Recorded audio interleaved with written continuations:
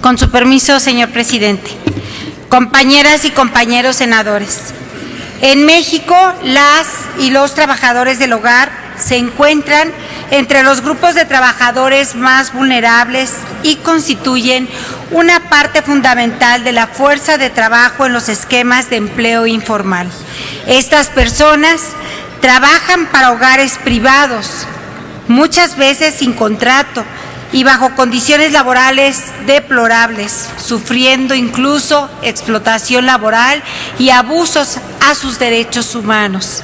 De acuerdo con el Consejo Nacional para Prevenir la Discriminación, el trabajo doméstico consiste en el trabajo realizado en un hogar y para él, incluidas las tareas domésticas, el cuidado de las niñas y niños y otros cuidados personales. Por su parte, la Ley Federal del Trabajo lo define como la actividad en donde un trabajador presta sus servicios de aseo, asistencia y además propios o inherentes al hogar de una persona o familia.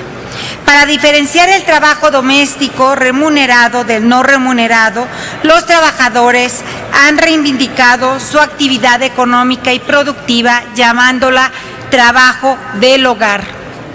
Al respecto, cabe mencionar que aunque la Organización Internacional del Trabajo sigue refiriéndose a esta actividad como trabajo doméstico, a través del Convenio 189 sobre las trabajadoras y los trabajadores domésticos, todavía hasta la fecha, muchas personas e instancias de gobierno siguen utilizando este término. Diversas organizaciones de la sociedad civil han llamado la atención sobre la necesidad de cambiar este término por el de trabajadores del hogar, ya que la idea de domesticidad no constituye al reconocimiento pleno de los derechos de las personas. En palabras de algunos expertos, la expresión trabajo doméstico es anacrónica y tiene una connotación de pertenencia a la trabajadora al hogar, como si fuera un objeto de su propiedad. En el convenio ya referido de la OIT y que aún no ha sido ratificado por nuestro país, se ha reconocido la contribución que las y los trabajadores del hogar hacen a la economía mundial y que incluye el aumento de las oportunidades laborales para las trabajadoras y los trabajadores con responsabilidades familiares, el cuidado de personas de edad avanzada, niñas y niños, así como personas con discapacidad. A pesar de su importancia, una de las causas por las cuales el trabajo doméstico sigue infravalorándose es que este es realizado principalmente por mujeres y niñas, muchas de las cuales son migrantes o forman parte de comunidades marginadas y vulnerables a la discriminación. La ubicación de estas personas en el imaginario social, así como su condición de mujeres en la mayoría de los casos y su calidad de indígenas en muchos otros, los convierte en un grupo vulnerable. Esta discriminación ha traído consigo problemas para lograr el acceso de estas trabajadoras y trabajadores a sus derechos humanos y laborales. Además, el trabajo del hogar es poco visible debido a que se desarrolla en el ámbito privado, razón por la cual las y los trabajadores son más propensos a sufrir violaciones a sus derechos laborales y humanos. Por ello es necesario combatir la informalidad y la falta de valoración por parte de la sociedad hacia este trabajo, ya que estas condiciones han generado una serie de problemáticas para quienes se desempeñan en esta ocupación. De acuerdo con el Instituto Nacional de las Mujeres, las problemáticas más comunes que enfrentan esas trabajadoras y trabajadores se encuentran asociados con los bajos salarios, la carencia de seguridad social, falta de capacitación, discriminación y violencia.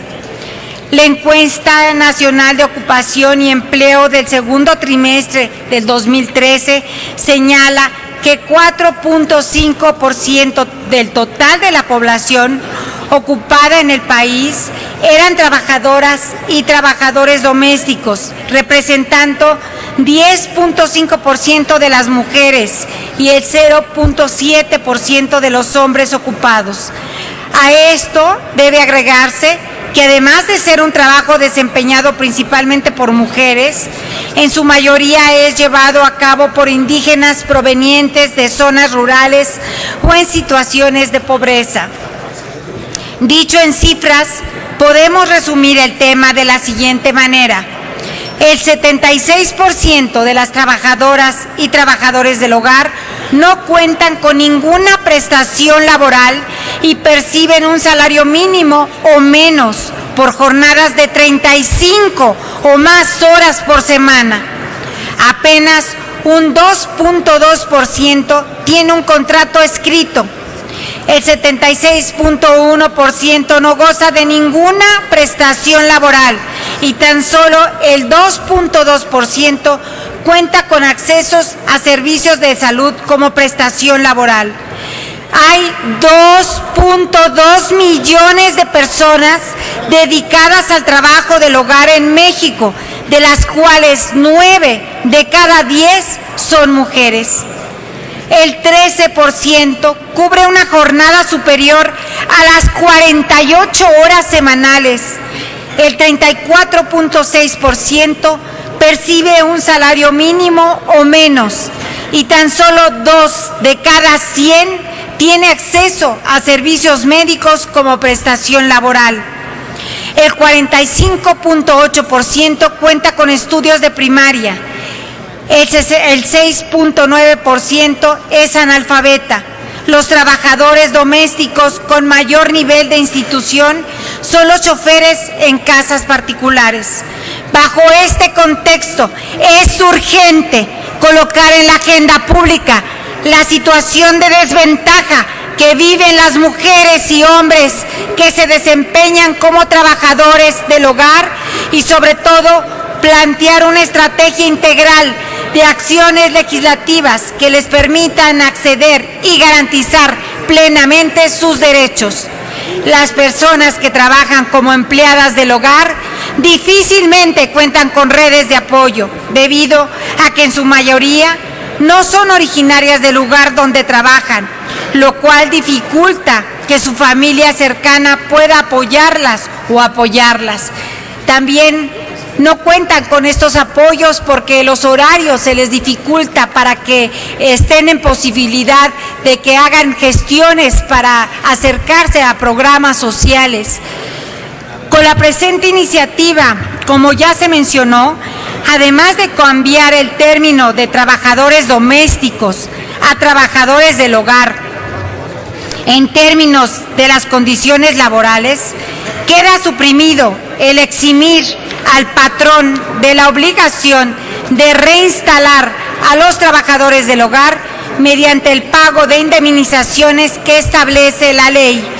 Asimismo, se establece la obligación de un pago extraordinario simultáneo al que las empresas se otorgan por concepto de utilidades por un monto equivalente a un mes de salario de los trabajadores. En el caso de la vivienda, las y los trabajadores del hogar no son sujetos de inscripción en el Fondo de Ahorro para la Vivienda, ya que la propia ley absuelve a los empleadores de la obligación de pagar aportaciones. Por ello propongo suprimir el artículo en donde se estipula dicha obligación. Finalmente, en materia de salud, propongo establecer la obligación de que el patrón no solo brinde la llamada asistencia médica, sino un proceso integral que comprende la consulta médica, medicinas y, en caso de tratarse de una enfermedad crónico-degenerativa, la rehabilitación. En suma, con la presente iniciativa se pretende otorgar a los trabajadores domésticos oportunidades para vivienda, su reinstalación en caso de controversia, tener mejores servicios en materia de salud y recibir un bono anual por un concepto similar al que otorga las empresas por utilidades. Es cuanto, señor presidente. Gracias, senadora Lorena Cuellar Cisneros. Túrnese esta iniciativa a las Comisiones Unidas de Trabajo y Previsión.